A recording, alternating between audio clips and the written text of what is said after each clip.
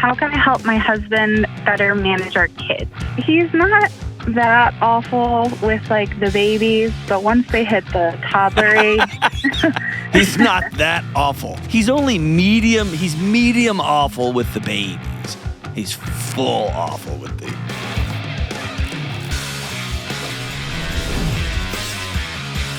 What's going on? What's going on? This is John with the Dr. John Delony Show, taking your calls on your relationships and your marriages and your mental and emotional health, whatever you got going on in your life. The good stuff, the challenging stuff, the dark stuff. Here's my promise. I'll sit with you. For the last 2 decades plus, I've been sitting with hurting people trying to figure out what's the next right move, and I'll sit with you. I'd love to have you on the show, and the show goes out all over the world. We've got gajillions and gajillions of listeners and watchers. I'd love to have you. That sounds gross. Like I'm a watcher. People who view the show, who listen to the show, consume the show. I'd love to have you on the show. Sometimes just a moment of bravery, reach out, ends up helping a whole lot of people. Go to John Delony, DELONY, johndelony.com/ask, ASK, and fill out the form, and it will go to Kelly and Taylor, and they'll see if they can pick you for the show. All right, let's go out to Kansas City, Mo, and talk to Kate. Hey, Kate, what's up, lady? Hi, Dr. John. How we doing? I'm all right. How are you? I am doing good. Recovering, but I'm coming back. What's up? My question is, how can I help my husband better manage our kids? Oh, man, I don't have any idea. Help me. Help me. I probably need to call you. What's going on? So we have a 3-year-old and a 4-month-old. And he just has some anxiety, and he's pretty impatient. And he kind of just gets frustrated after like 10 minutes and then just needs to go take a break. And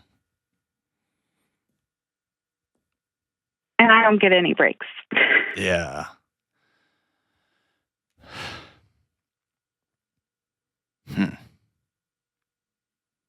How long has this been going on?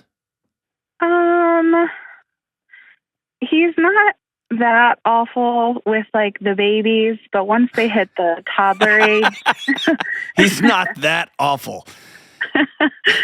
Once He's they hit only the toddler medium. age, He's medium awful with the babies. He's Yes. full awful with the older one. Yeah. So the older one is a little bit worse just because, toddlers are little mini teenagers. But also all right, so I remember the exasperated when my daughter didn't do it so much, but my son, when he was just like a ball. I just remember he's a ball of human, right? Mm-hmm. And it was a newborn. My wife was back teaching, and he would just scream in this harrowing scream. I didn't know what to do, and I would just like try everything, screaming. I didn't know what to do, and I used to get so frustrated. I would just get exasperated. Like, I don't know what to do here. But my wife wasn't there, so I had to do something, right? And sometimes I would just take him out, put him in a stroller, and just be walking down the street screaming. I didn't know what to do, right? And so I get that. The 3 or 4-year-old, now we're getting into like adult, grown-up, temper tantrum-y kind of world. Tell me about that. So Let me say it. So I have a ton of compassion for mom or dad. Like, I need a break for a second. I got to go outside because my nerves are fried. I get that. And I also get the other side of it, like, hey, one of us doesn't get a break, right? One of us has to be here for the screaming human being. I get that. Yeah. But tell me about the 2, 3, 4, or 5-year-old. I don't know. Like, she is very independent and likes to do her own thing. And she doesn't listen to him because I feel like he like just starts yelling and like puffs and puffs whenever she's like reacting to anything. And like I am able to like talk to her and like validate her feelings and like work her through it and kind of use it as like a teaching moment. But he just kind of freaks out. So then now she doesn't listen to him. And then I think he like is scared that he doesn't want to cause a tantrum by like getting her to follow through with like non-negotiable things like brushing your hair after the bath. Because he doesn't want her to cry because he doesn't know how to handle it and it stresses him out.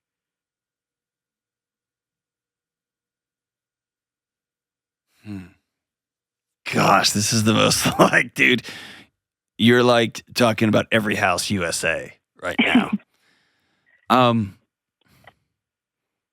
I guess this is as direct as I would put this. The stake of his relationship with his daughter and his wife are on the line right now. Yes. And if this was not about relationships, but this was about feeding his family at work, hey, we are no longer writing things on paper and putting them in an envelope. We have this new thing called email. You learn how to do it or you're fired. You know what everybody did? They learned how to do email. Mm-hmm. And so that I know we can do it, but we have to step over our egos. And by the way, it's a big step. And this is the pot talking to the kettle here. When you look in your tool bag to help solve a problem with your kids and there's no tools in there, or there's just one, yell. Or just another tool, just hide. Or another tool, just shut down and play video game. Like, it's scary. So I get that.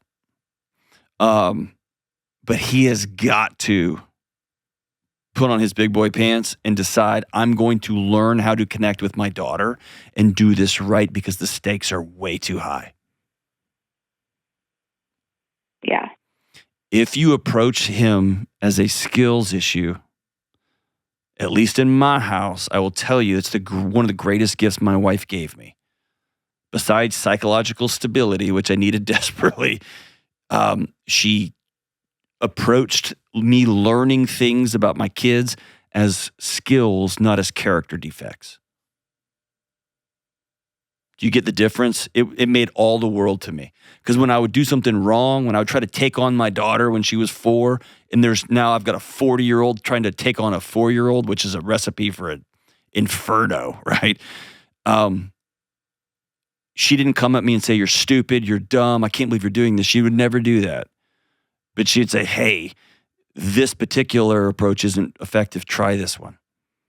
And then I had to be a grown-up and go talk to Becky Kennedy. I had to be a grown-up and go talk to Sissy Goff here in Nashville. I had to be a grown-up and go learn a whole bunch of skills. Talk to my friend Lynn Jennings back in Lubbock, Texas. I had to get on the phone and learn some skills because the stakes were too high.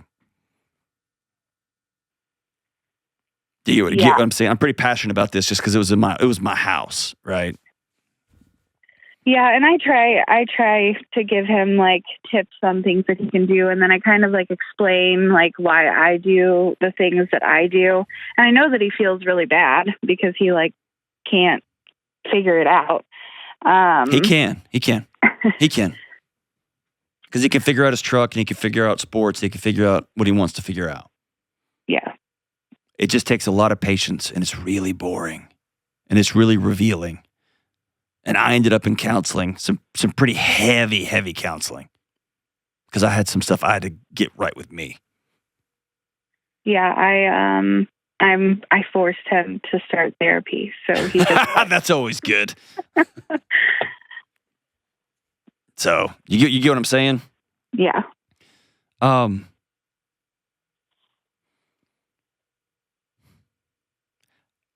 How did his mom treat him? Oh, she just let him do whatever he wanted. He was an only child, and she's still the same way today. Okay.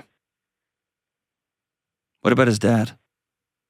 Yeah, he wasn't really in the picture. Okay. Does he like the way his mom raised him? I think yes and no. Okay. I think he's starting to realize that it wasn't always the best. But she did the best that she could being like a single mom. Okay. Have you two aligned on parenting strategies?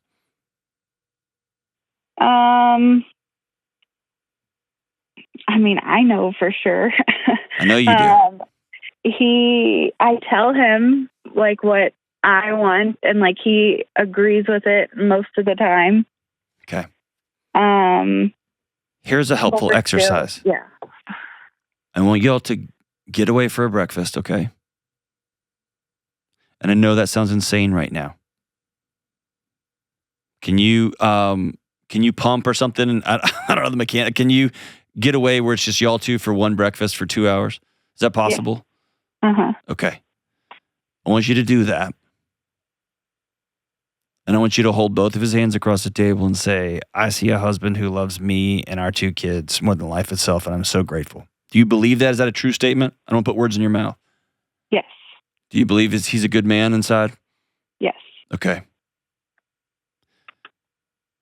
I also want you to tell him whatever is true in your heart about how he has talked to you about how he was raised. And that I don't want to duplicate that here. And maybe that frustration and that smoke and that anger he's feeling, his dad left. He needs to go deal with that smoke and anger and rage, right?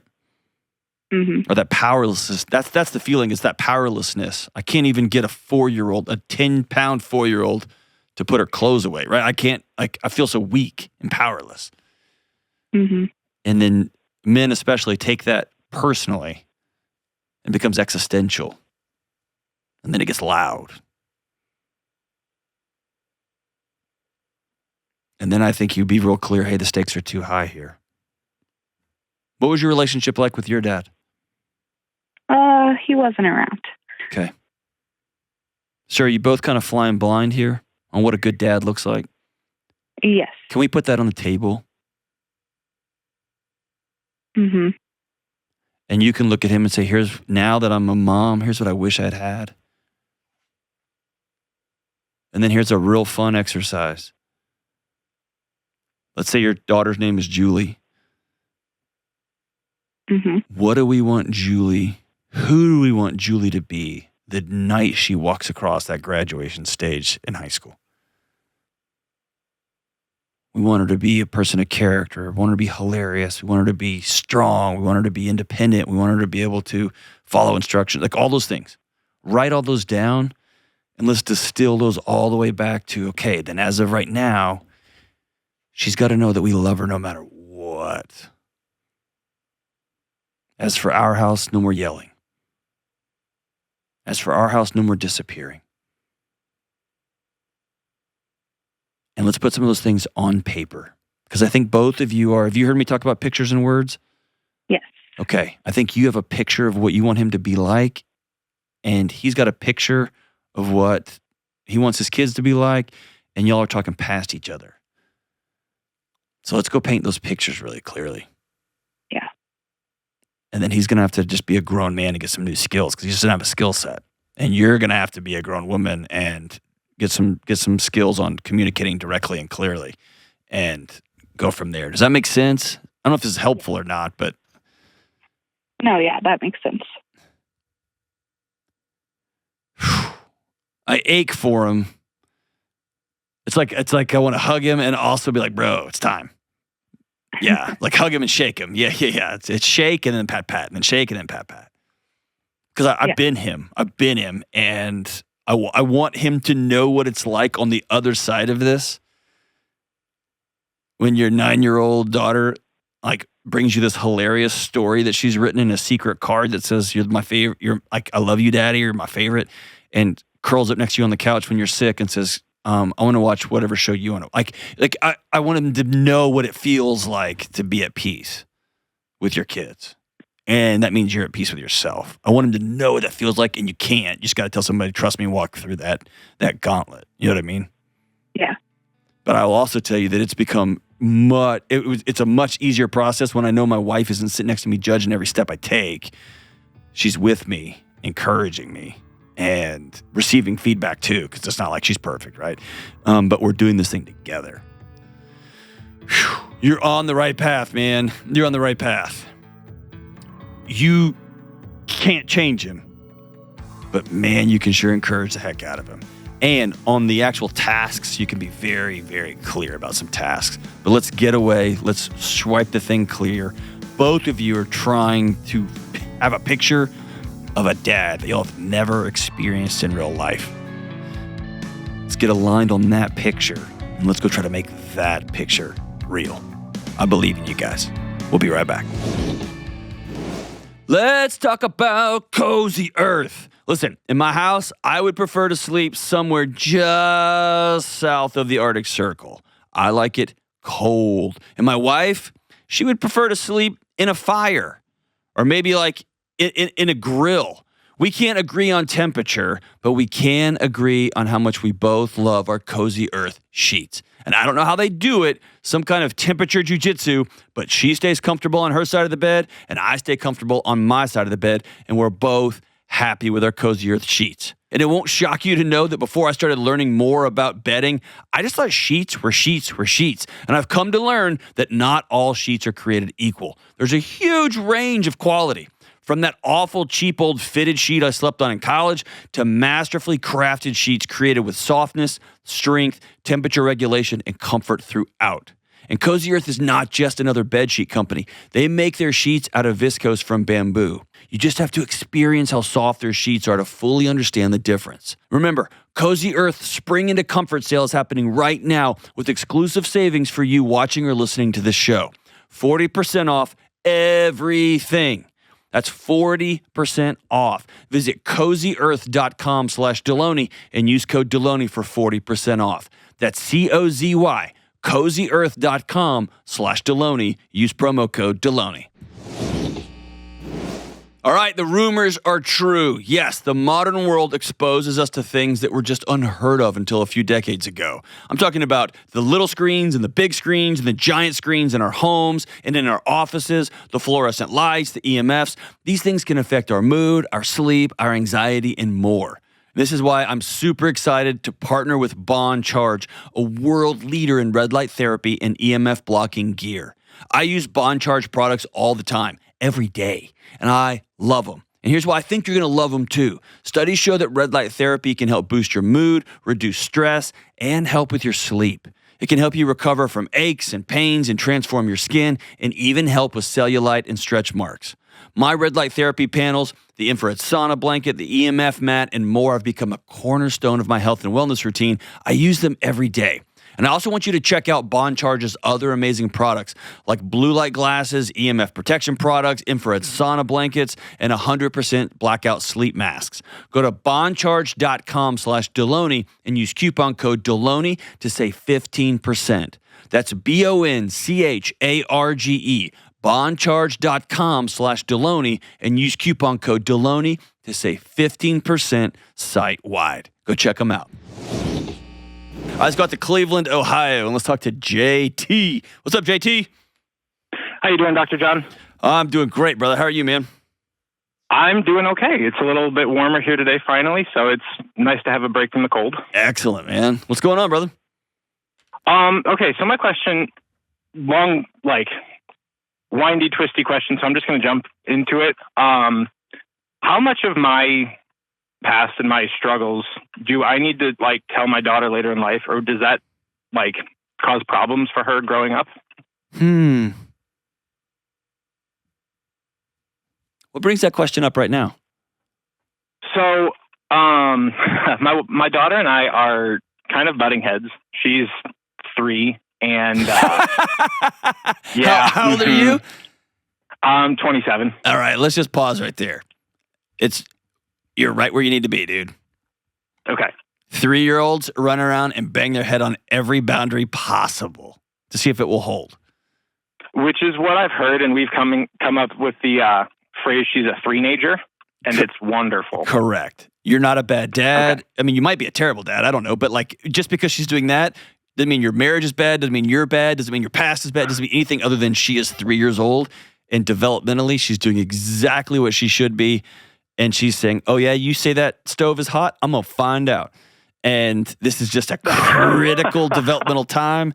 And that's why when people call me, they're like, my marriage is messy or this is happening and my kid's 3, I always just stop and be like, all right, call me back in 2 years and we'll square up again. It's just that season, man. All right, so y'all are butting heads. And by the way, yes. You ever seen those Cram videos? I forgot the name of the comedian. They're the best. Like the goat videos. They're like, Cram, don't get into a headbutting competition with a 3-year-old. Everybody loses that one. Yeah, and I'm learning through that, especially with like what I've been working through the past couple of years. Okay. So if you're good with it, I'll just kind of let share it rip, dude. Let it rip. Tiny story. Okay. Struggling with addiction. Came to a head 2 years ago. Well, 2.5 years ago with an affair. And yours or told my hers? wife in January. Mine. Okay. Told my wife 2 years ago in January, and we've been on the recovery journey. She's been through a lot of intensive counseling. So have I. And we separated for 2 months in 2023, then separated for 6 months last year because we were just Band-Aid fixing and not actually fixing the root issues. We got back together summer of last year, and realizing like my daughter's in my relationship is like, it's okay, it's good, but like there are times where it's like I'm getting frustrated with her. She wants mom more than me. She wants she won't listen to anything I say, even if I'm saying it calmly and kindly. She won't listen to me until my wife says, hey, what did dad say? And listen to dad. And then she'll listen. So I don't know if totally developmental. Okay. No, there's nothing wrong with your daughter. Okay. So that's not I haven't royally screwed her up with the separation. No. Okay. Your daughter's being 3. My bigger concern is that you're at a place, you're at a fragile emotional state to such a degree that a 3-year-old is threatening the axis upon which your world spins. Let me put it another way. That sounded really dramatic. You're giving a 3-year-old a vote. Like a 3-year-old doesn't get a vote. They're 3. Like I'm not going to give a 3-year-old my bad day. I'm not going to give you my feel like you're 3. Yeah. You know what I mean? Like there's a reason they can't vote. They don't have a 3-year-old does not have the they can be manipulative, and a 3-year-old can I don't want to get through all Piaget and all that. 3-year-olds are smart and they can be manipulative, but they are not as cognitively complex as adults put upon them. Okay. And so she just wants to check in with her mom. That means you and your wife need to be connected there. Or you and your wife need to come up with, she doesn't check in with mom. Okay. But that will go away over time. What won't go away is she will very quickly, if she has, I guarantee she already has, she knows how to control dad. I can get dad to leave the room if I push 1 inch past this one line. He'll leave. Mm-hmm. I can finally get him to give me that candy if I just push past this one line. Or I'm uncomfortable because daddy's uncomfortable, and I can do this one thing. He'll get mad. He'll spank me. He'll yell at me, and then I can cry, and then I'll feel better. Mm-hmm. But what she's learning is it's her job to make sure dad's emotionally okay. And dude, that cannot be your daughter's job. Right. That was alcohol's job. That was your affair's job. And now you've given it to your daughter. That can't be her job. That has to be your job. Okay. Is that fair? Yeah, very. There's been other stressors that I've been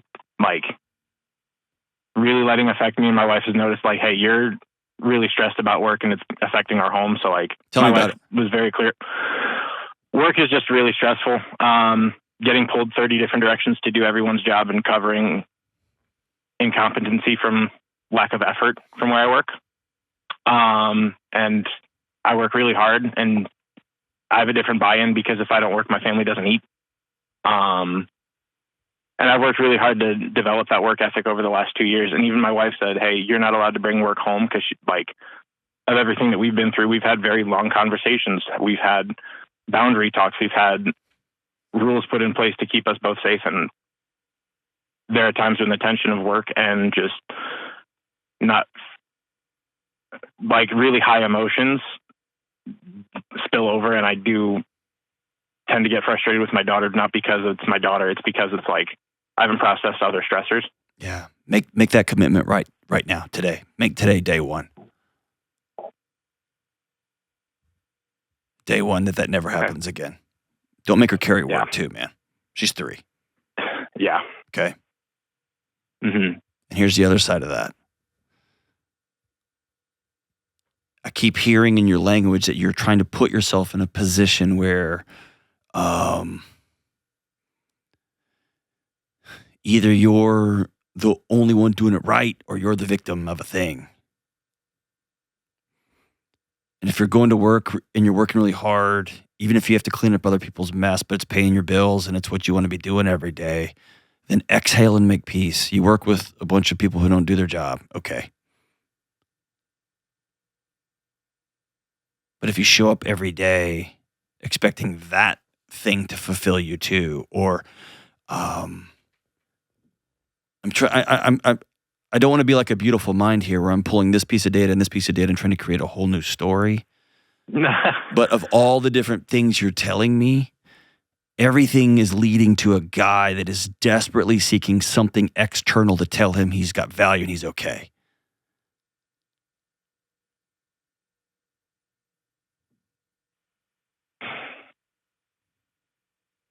Yeah, definitely fallen into.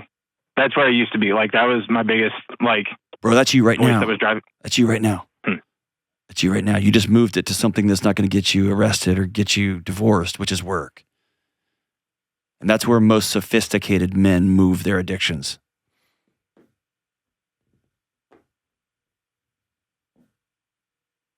Do you have any friends?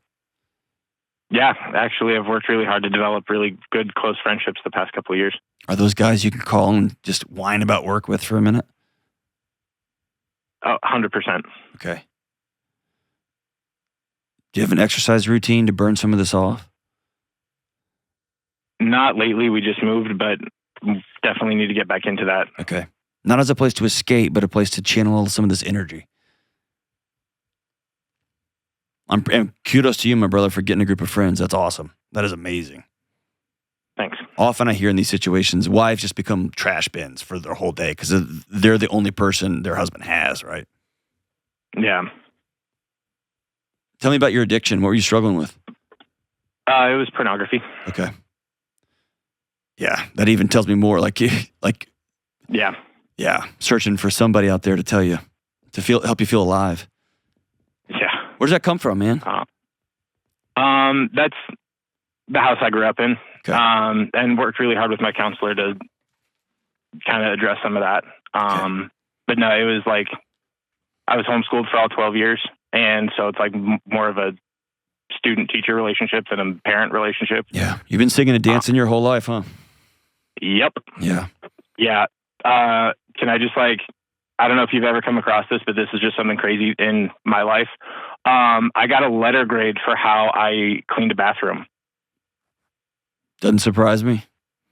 Okay. Doesn't surprise me. Wow. I can't imagine that much would at this point, but Yeah. Well, and I'm just trying to quickly reverse engineer it as a parent. All right, grade, you don't need to know about chlorophyll, borophyll, but you do need to know about how to clean a bathroom. So I'm going to shift grades to, I can see the logic there, but they can also see a kid being like, dude, I'm 7. I just got to see in bathroom. Yeah. What are we doing? Right? I can see that too. Right.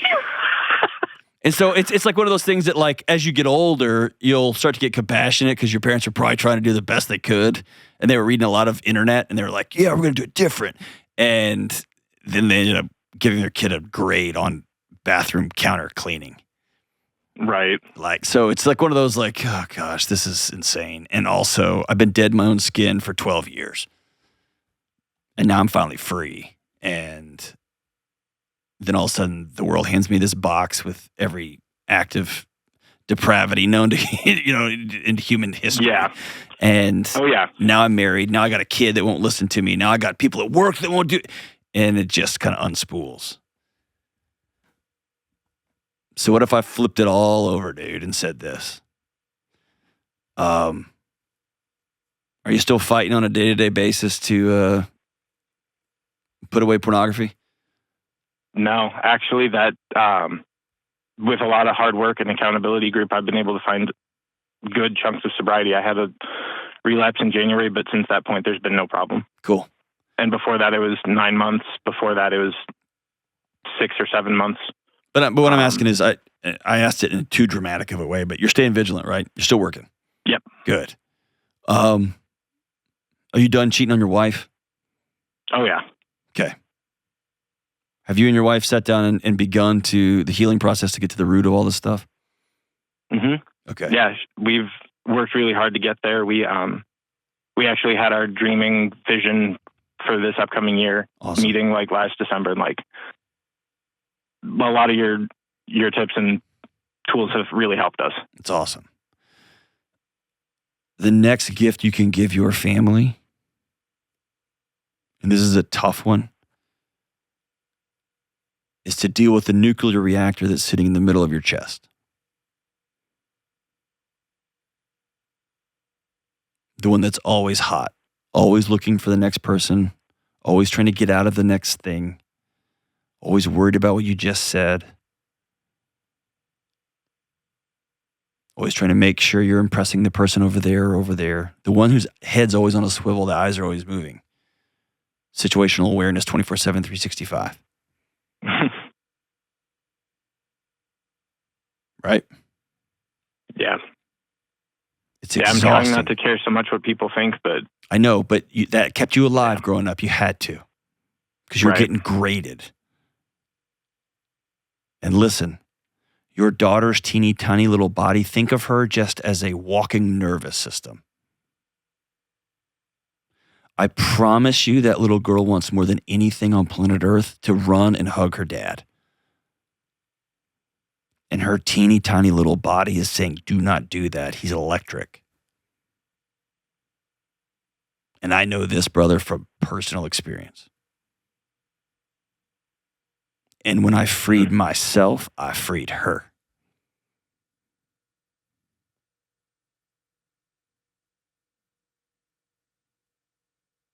Now I'm getting all choked up on the radio, man. Hold on. No, I having a daughter is the wildest adventure I thought I could ever be on. I know.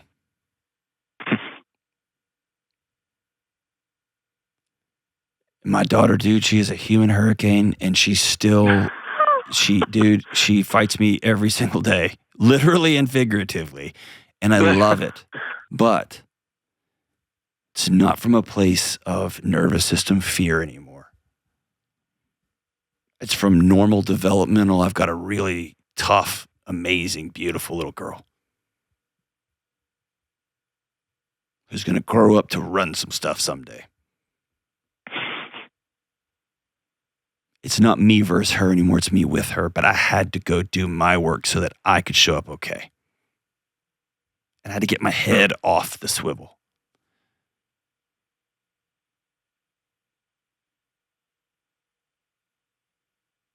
You get what I'm saying? Yeah. Okay, I hear what you're saying. Now my brain is like trying to think of like practical next steps for how to do that. Is that through counseling? Is that through reading, exercise routine? Like, probably both and.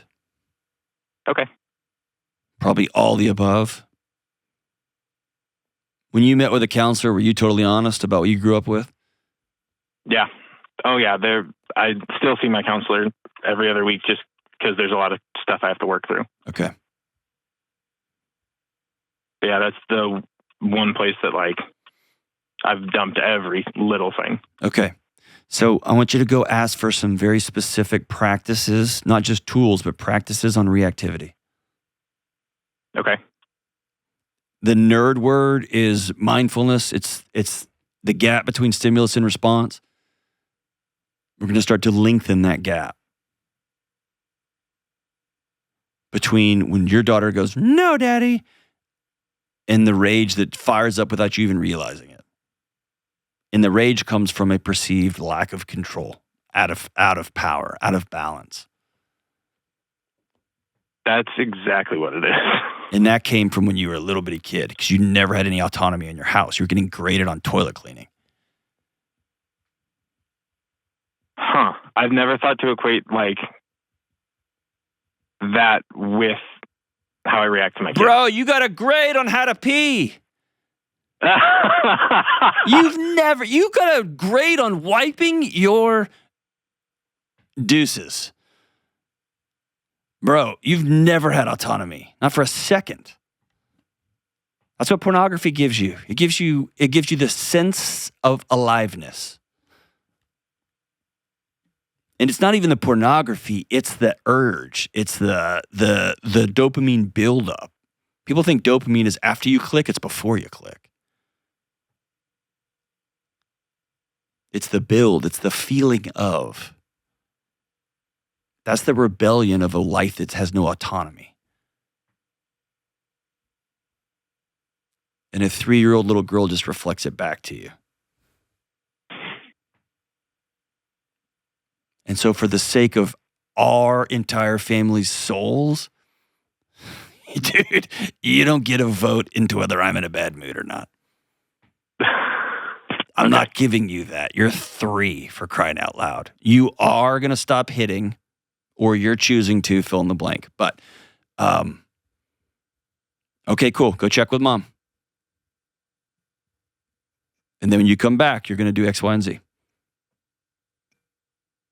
Like, I'm not going to let her make me mad. She's 3. And then what she's going to learn is, oh, mom and dad are united in everything. And then shortly, those need to go check with moms. Those things stop. Okay. But you get what I'm saying? I want you to ask your counselor for some very specific tools. Sometimes it's breathing exercises. Sometimes it's journaling. Sometimes it's catching yourself being mad and forcing yourself to walk back and get down on your daughter's level and look her in the eye and put both hands on her face and say, Daddy got too mad and that was not your fault. That was Daddy's fault. Yeah, that I have done. There have been times where I have walked away, took a breath, and then apologized to her. Okay. Have you forgiven yourself for cheating on your wife? I'd like to say yes, but I don't 100% believe that I have. Okay. Commit to that. Stop carrying it around. If your wife says she's not carrying it around, you stop carrying it. Stay vigilant, but stop carrying it. Go be the next best husband you can be the next minute, and the minute after that, and the minute after that. Okay? Okay. It's game on now, my brother. Good call? All right. Absolutely. All right. Grateful for you, brother. Thanks for calling, JT. Stay out of trouble. Appreciate you. We'll be right back. All right, let's talk about Delete Me, my go-to provider for online safety, security, and peace of mind. Please don't skip past this. Listen, we all know that we live on the internets all day, every day. And I wish this wasn't the case, but it doesn't matter. It's here and it's happening. Everything in my life and everything in your life takes place over the internets. Our work, our health portals, our personal messages and communications, where we live. We buy most of our things on the internets now. It's where so much of our life exists. And because so much of our life takes place on the internet now, somehow it just became normal over time to just give away our address or our email addresses or our phone numbers to random companies who then turn around and sell them to other companies. Ugh. This is why I'm happy to use and recommend Delete Me. I looked at the reports that my friends at Delete Me have sent me. They reviewed over 35,000 different data brokers that potentially had access to my information, and they've removed my personal info from hundreds of scammy data broker sites. Delete Me has saved me countless hours, days even, and they've sent detailed reports to me showing me exactly what they've removed and from where. I want you to have this kind of peace too. We can't really avoid the internet, but we can make our personal data personal again with Delete Me. Get protected with Delete Me today and get 20% off all Delete Me plans. That comes out to less than $9 a month. Go to joindeleteme.com/Delony right now. That's joindeleteme.com/Delony and save. All right, we are back. Hey, don't forget to subscribe, like, and review the show with all the stars you can punch into the internet boxes. That was my, was that a good song, Kelly? You don't think you like that song? No, I don't think I'll be downloading that one on my playlist anytime soon. Well, fine. All right, let's go out to Lancaster, Pennsylvania, and talk to Turn the Page. Hey, Paige, what's up? Hi, how are you doing? I'm doing great. How about you? Oh, sitting on the floor throwing treats to my dogs to try to keep them quiet. Oh, one of those days, huh? Yeah. So what's happening? I'm going to read my question because I tend to fumble Okay. How do I metabolize anger and resentment towards my father, who is a therapist, while I also pursue my own career in therapy? Why are you angry with your dad? I mean, obviously it kind of goes back to being a kid, but the big thing is I just see a big disconnect between his work life and his family life. And He didn't practice what he preaches? no. But the thing is he's an amazing therapist, so it's kind of like there's like confusion on my side too on how those don't connect. Okay, let me ask you this. Is he your therapist? No. Okay. So let's hold him accountable to the role with which he's assigned in your life. Okay. Forget what he does for a living. Okay. What are you mad at that he did or didn't do for you as your dad? Well, I'd probably just say like he wasn't always a therapist. He became a therapist within the last 8 years. But he kind of like self-diagnoses himself as a workaholic, and he knows it. So like as a kid, I just kind of always felt abandoned by him. But a lot of what my anger comes from is recent stuff between him and my mom. And I know it's not my place to get in the middle of that. And It might be. What is it? So they had a really rocky start. They did not start off their marriage in the best way. And there was a lot of really bad stuff that kind of happened between them in the first couple of years. And they've been married for over 30 years now. But now they're empty nesters. And my dad is kind of using his therapy knowledge kind of against my mom. Mm. And it's really frustrating for me because I'm going to school to become a trauma therapist, and what I learned I've applied to my life. And my dad is such a smart guy. Like he's really smart. And I just I'm really frustrated with his behavior and how he treats my mom. And some of the stuff that's coming out that I'm learning is it's really, really bad. And I don't know where my place is to step in or not, because I'm the youngest child of 5. Are you in graduate school right now? Yeah, I'm in undergraduate. Okay. I'm kind of taking it slow so that, no debt. Sure. But Yeah. I do a lot of my own studying off the course as well. Okay. So there's a couple of things here that are kind of blinking lights at me, okay? And so I'm always okay to be wrong. I'm often wrong, okay? But there's a few big blinking lights that are relatively common. And so are you in your 20s, early 20s? Yeah, I'm like mid-20s. Okay. All right. So big blinking light number 1 is there's actually some words for it. I won't nerd out, but students who study psychology, students who are in the first couple of years, especially of graduate school for psychology, LMFT, LPC, social work, whatever, begin to pathologize and diagnose everything and everyone around them about everything. Oh yeah, no. That makes sense. Everything, Yeah. and it makes sense. But as one colleague she used to say, no unauthorized practice of magic outside of Hogwarts. And That's so, a good way to put it. if you're not in school, close the book. Now, school's always fun to be reflective and to like ask yourself questions. But it's not until, it's like when you think you have every diagnosis until you do one of your practicums in a psych ward and you go, oh, that's what that is. Yep. Right? I was uncomfortable. That is not, that is what we call fill in the blank diagnosis, right? Yeah. Okay. Yeah. So that's number one, which is don't look to counteract your dad's, wizardry with your own undergraduate wizardry. Mm-hmm. It's a fool's errand, okay?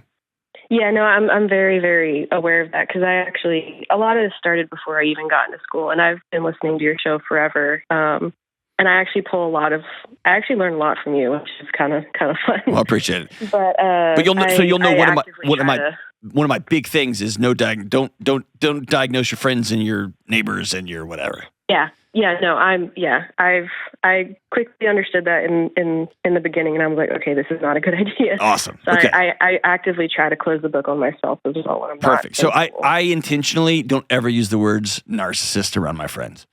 I don't use the words. There's just words like that are diagnostics. I don't use them. I just don't use them. I say that guy's a jerk, and I'll leave it to his clinical psychologist to diagnose him. But what I can say is, and this is the part two, focus on the behaviors. Mm-hmm. I don't care what your job is. I don't care how smart or how not smart I think you are. Don't talk to somebody like that. Mm-hmm. And so I don't care what the diagnosis is. That's a context, not an excuse. You can't treat people a certain way. Yeah. I don't care what your IQ is. You can't treat people a certain way. Have some dignity and some decorum, for crying out loud, right? Mm-hmm. The third thing is I get involved when somebody's getting hurt. Mm-hmm. I don't care if that's my role or not my role or my place or not my place. I could care less. If somebody's getting hurt, I'm getting involved. Mm-hmm. And so if your mom's getting hurt, then and you can't sleep at night without saying something, then say something. Know this, you've probably got a part of a conversation. Yeah, no, it's weirdly enough, even though I'm the youngest, and I know this isn't healthy, and I've tried to back off on it, but both of them do kind of come to me to talk about stuff, or at least my dad does sometimes because he knows I'm interested in therapy, but then I get his side of the story and then my mom's side, and it's like they're two different things. And have you studied triangulation yet? A little bit. Okay, yeah. Google that one because it's happening to you. Yeah. And it always collapsed the relationship between everybody. Yeah. And so you're getting triangulated into this. Well, what do you think about this? Well, what do you think about this? Did you hear what she said? She told me that you said that. I'm out. I am not playing that game. Mm-hmm. One of the most successful things I've heard from multiple peers, people my age, is they tell their parents, whoa, stop. That's my dad. I don't want to hear you talk bad about my dad. Or that's my mom. I can't be your safe place for that. That's actually one thing that I learned from your show that I actually kind of did with my dad. Good. Because he would try to badmouth my mom, and I'm like, hey, I'm not here to talk about my mom. Good. This is a different conversation. But one step further, I'm not going to listen to you talk bad about my mom. If you need to talk bad about mom, you need to get yourself a therapist. Yeah. Right. So that's one thing. One is I'm not going to talk about mom. The next layer of boundary is I'm not going to sit here and listen to you do it. Okay. So if you keep talking bad about mom, you are asking me to leave by your actions. Okay. And that's a different level of grown-upness of putting up boundaries, but you're not going to, and I'll tell the same thing about mom. I'm not going to sit here and let you talk bad about dad. She doesn't. No, I know. I'm just putting it out there. It's just not picking on dad. And I would back all the way out. And as it comes for resentment, I wouldn't give him that kind of power. Go study and be the best therapist that you can possibly be. There's tons of hurting people out there that need somebody to sit with them. Mm-hmm. And if you notice he is not being congruent in the things that he learns versus how he's weaponizing some of these things, and how he is honoring his patients more than he honors his own kids, or honoring his patients more than he honors his wife, or then make a firm commitment. As for me and my house, I won't do that.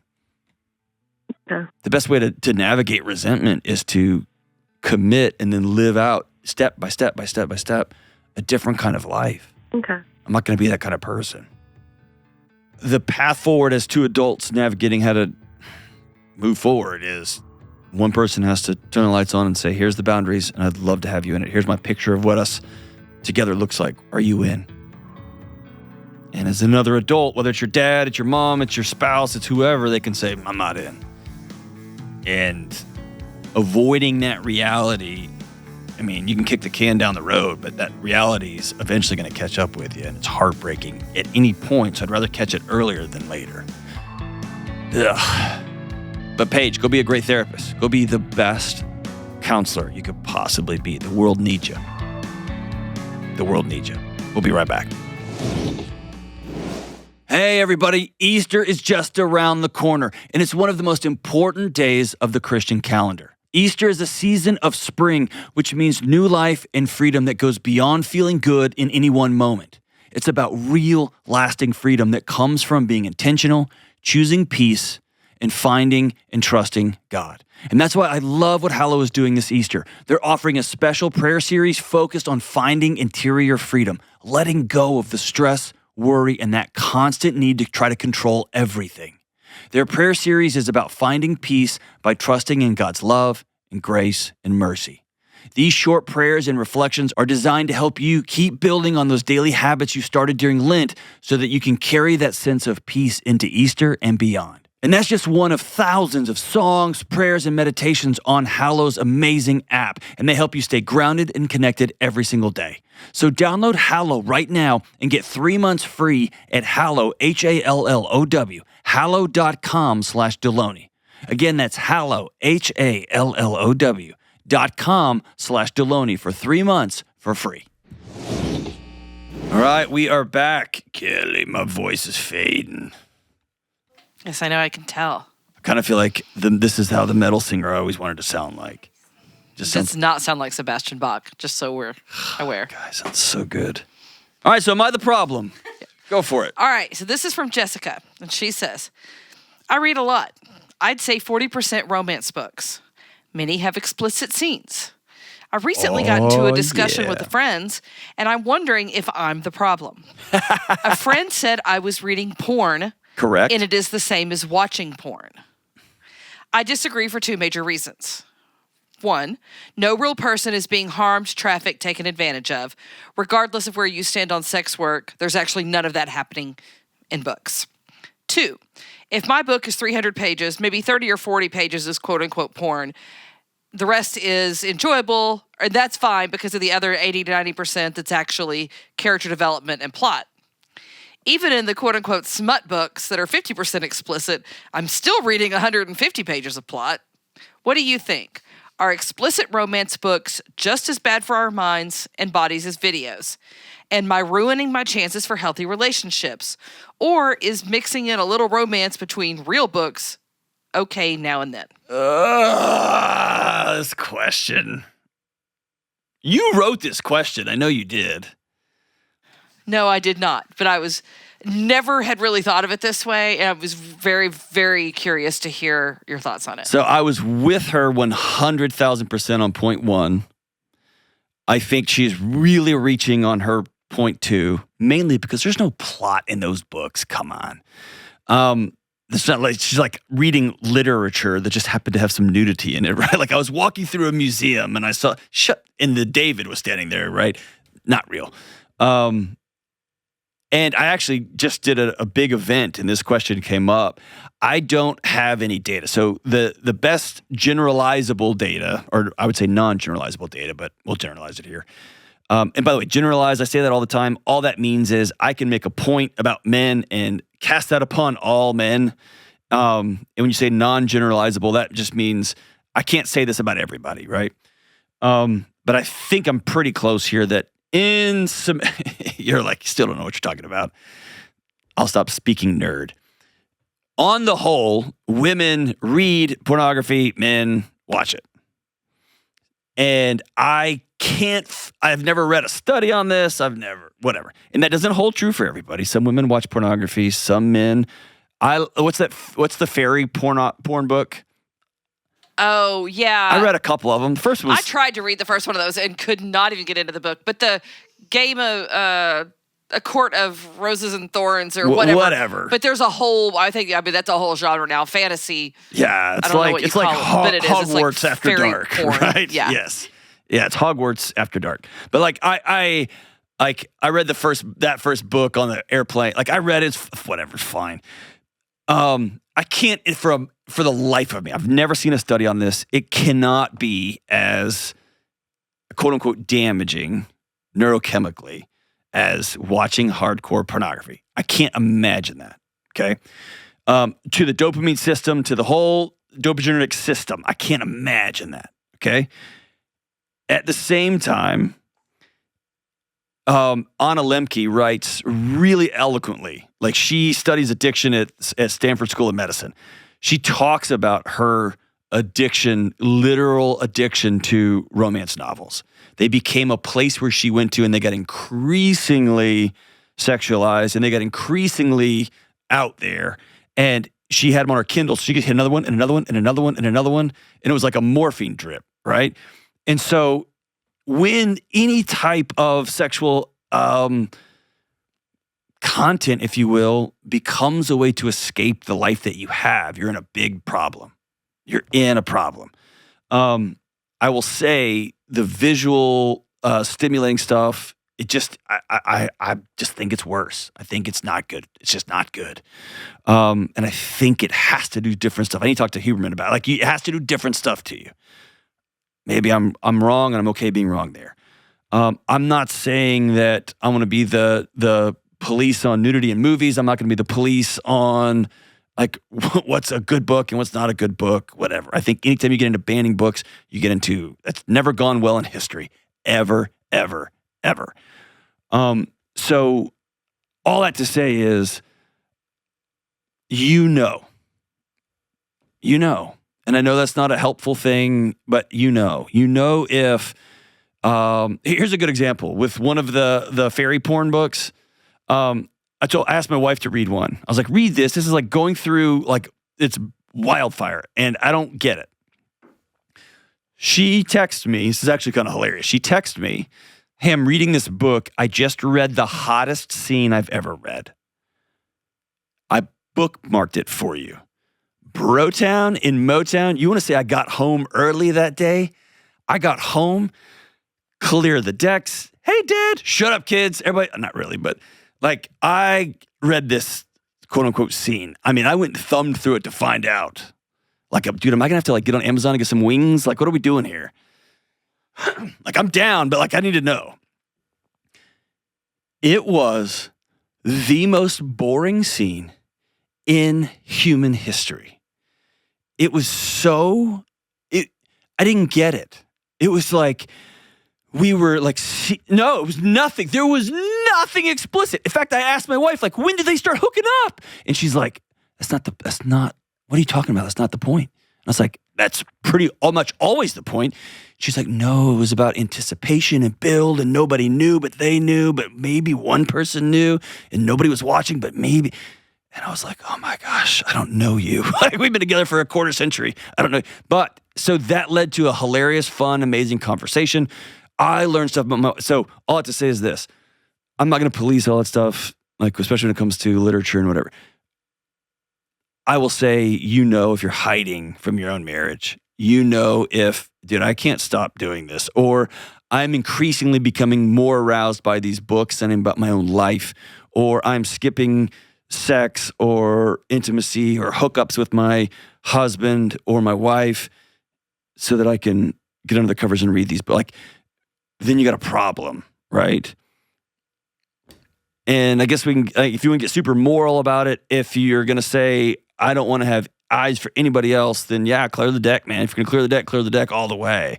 But as for, so that's me just spinning off the top of my head here, but I don't know if that answers the original question. I don't even remember. What do you think? I think I agree with you pretty much 100% on this. I would love to see like a brain scan, because we've seen brain scans of when men watch porn. Yeah, it lights up like a Christmas tree. Yeah. Yeah, I would love to see a woman reading one of these books, what it does. Is it the same? Because I'm like you, I don't think it would be, but I don't know. They're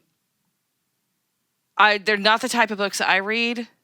I know, because nobody gets beheaded. There's not true crime books. I read 3 kinds: murder, history, or biographies. That's pretty much all I read. Right. But I did try because I knew the whatever court of whatever it was called, the fairy porn. I tried, and I was like, I can't. I mean, they're not even human. Whatever. It's Hogwarts gone wild. Yeah, Hogwarts has kids in it, so let's not. That's a children's thing. Oh, sorry. So let's not besmirch that. Let's don't use besmirch on this show. Gosh. But I agree with you that I can't think it's the same, but I think it's all about the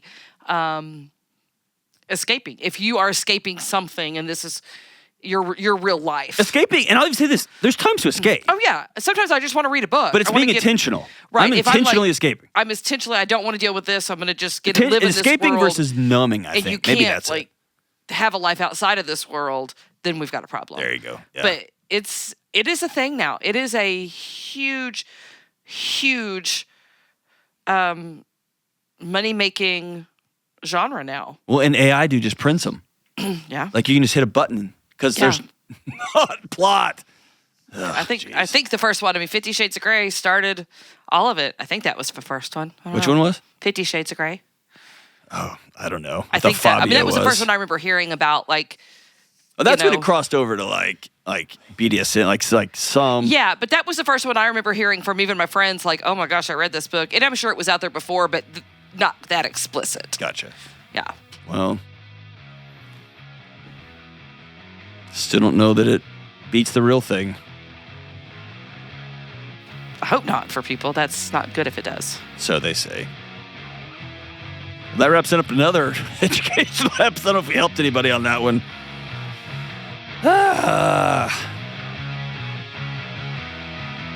Stay in school, don't do drugs. Bye.